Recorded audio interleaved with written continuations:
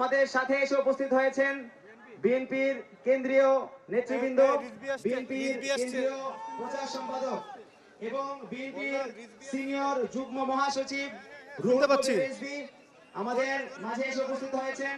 বিএনপির প্রচার সম্পাদক শহীদুদ্দিন চৌধুরী আনি, আমরা অনুরোধ করব তাদেরকে আসন গ্রহণ করার জন্য।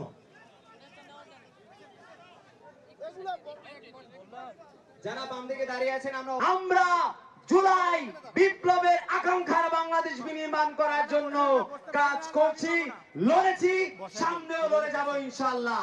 মুজিববাদ মুর্দাবাদ, ইনকিলাব জিন্দাবাদ, মুজিববাদ মুর্দাবাদ, মুজিববাদ মুর্দাবাদ।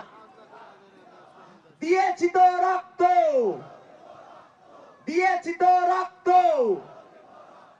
রক্তের বন্যায়, রক্তের বন্যায়।